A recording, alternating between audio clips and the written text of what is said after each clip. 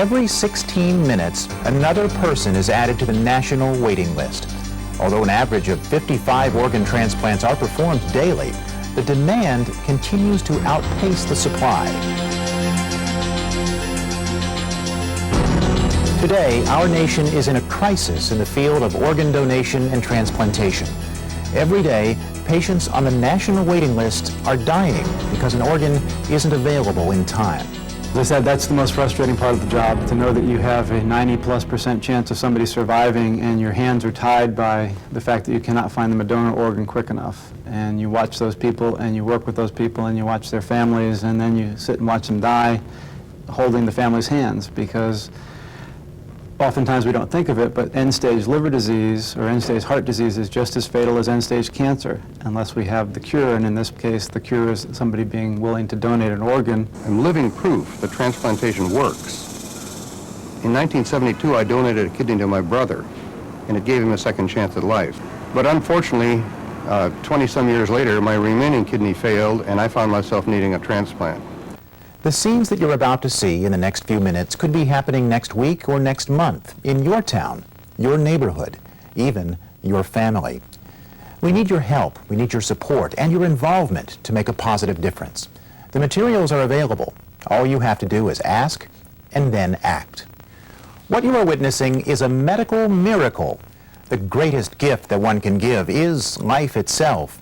Today, tens of thousands of patients are on waiting lists for an organ that will indeed save their lives. And last year, time ran out for over 5,000 men, women, and children. 6-year-old Trey Scott is the victim of pulmonary hypertension. It has no known cause and no known cure. But typically on these kids, what happens is the heart just one day is exhausted. It just gives up and they die instantaneously like that.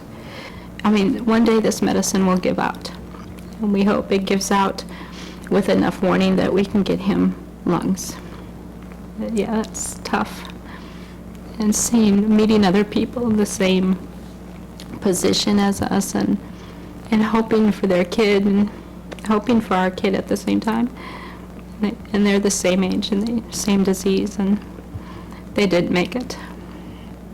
Spending time with his wife Ellen and active son Cody have become Ken Appel's greatest joys in life.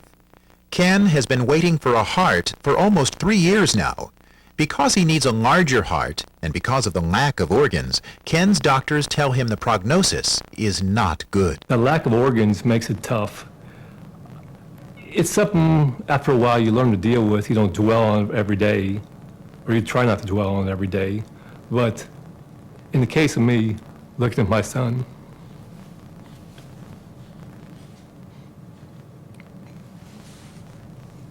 what I often say to people in everyday conversation when I'm trying to make them understand why they need to be a donor is to think about, what if your child or your husband or one of your parents needed a transplant? You'd want someone to say yes. All those people on the waiting list are somebody's mother or father or sister or brother or child. And in order for there to be enough organs, everybody needs to say yes. Douglas Freeman was only 10 years old when he received his liver transplant. He graduated from high school at 16, and now he's a sophomore in college. Every time I see him now is what a fine young man he is, and how proud any parent would be to have a child like Doug, and what a tremendous waste it would have been if he hadn't gotten his liver transplant.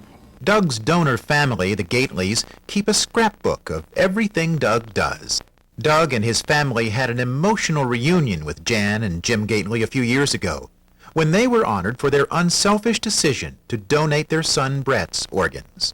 But he's part of our life, and it's so good to see a life that has been improved, and the decision that we made was a difficult one in the time, but it's become the best decision that we've ever made in our life. I am thanking the Lord for saving my life, and thanking him for holding Brittany in his arms right now. Manny Arredondo received a heart transplant 12 years ago. Marissa, his beautiful daughter, was born 6 years after Manny's transplant. And as Manny puts it, this second chance at life has meant the world to him. Patty Hickerson is a happy, healthy mom and wife. She received her heart transplant 13 years ago, 3 months after she prematurely delivered her son, Christopher. And I went in the transplant. I remember being wheeled into the room, and I said, God, just do what you want. I said, I don't care, do what you want. But I was happy. You know, I knew that I had a chance and everything was going to be okay. There's always plenty of activity going on at the Hickerson home. Patty and her husband Gary are so grateful that Patty got the opportunity to see Christopher grow up. Every 2 years, athletes who have received transplanted organs gather to compete in the Olympic-style events demonstrating that people receiving transplants lead a reasonably normal life even after their transplant. Modern medicine and the discovery of anti-rejection medications have significantly lowered the risks of transplantation. Hospital stays are shorter, and patients are returning to normal lifestyles soon after surgery. But we need more donors. Each day, on average, 13 people die because there simply aren't enough donors. You'd never believe it now, but a year ago, this 12-year-old bouncing ball of energy, Lauren Duke, was a lethargic and a very sick little girl who'd been on dialysis for 3 years. Lauren's family is overwhelmed with gratitude to her donor family. The time that we did have in the initial stages were just real tough because you didn't know from one day to the next if you're going to lose your child. Thank God for organ donors, because without them, we would have lost ours. Vernon Umstead was an executive with IBM. End-stage liver disease forced Vernon to resign his job, and it changed his outlook on life before he received his new liver 5 years ago. So to me, it's a whole new life, not only the new life that the liver brought me, but also my given an opportunity to contribute to a worthwhile cause here at the church. As with most recipients, family becomes the highest priority. And Marianne Flournoy is no exception. She received a liver transplant 5 years ago. I'm a soccer mom. My son picks daisies and chases butterflies, but I'm there to see that. They're wonderful. They're in all types of activities that I couldn't attend before. I can today because of a transplant.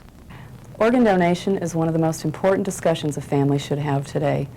This generous act by a family can save the lives of up to 7 people and enhance the lives of up to 30 others if tissues are also donated.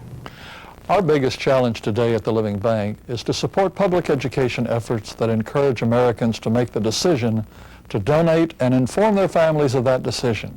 There are several misconceptions that we commonly address about organ donation. People are afraid that if they have a donor card in their wallet or have signed their driver's license or signified that, what if I end up in the emergency room and I can't speak for myself and they know I want to be a donor, they might not take care of me, they might not try as hard to save my life. And we have to reassure people that the doctors and nurses in the emergency room are there solely for the purpose of saving lives, and it's only after they figure out that they can't save your life that they call us in. So we go to the hospital at their invitation when they know that they have somebody they can't save. People will say, well, I think it's against my religion to donate, when in fact there is no major religious group that opposes donation and many who support it. I mean, the Catholic Church has a statement from the Pope in support of organ donation. He calls it the highest form of brotherly love. The story of Pete Bruner and Mary Solis is a story of courage and strength. Mary had the courage to go against her family's wishes and donate the organs of her youngest son, Josh. Josh's liver went to Pete, who had only a few weeks to live. Since that time, Mary's entire family and most of her friends have changed their minds about organ donation, and Pete and Mary's families have formed a special bond. It has helped me tremendously in my grieving, just to know that someone is living and they're living a better life. I just thank God that I made that decision to help someone else. For the past several years, the number of patients on the national waiting list has increased rapidly, while the number of donors has remained relatively constant. What we really need to do to help increase organ donation is to get the topic of organ donation into the homes, into everybody's home, so that They're not thinking about it for the first time in a hospital waiting room when somebody they love has just died suddenly. People have to understand that without their generosity, without donating those organs, many people not only die, but they suffer for long periods of time on dialysis or on insulin or other things. It's time that public education and commitment to organ and tissue donation become a national priority of the highest urgency. Completion of the simple registration form will add you as a member of the Living Bank's National Donor Registry. For additional information on how you can implement this public education program in your community, contact the Living Bank at 1-800-528-2971. If there are people out there that need transplants, there are people that need new life. It's so easy to give it back. I mean, you never know if one of your loved ones is going to need a transplant. You know, organ donation works, and it can change lives drastically.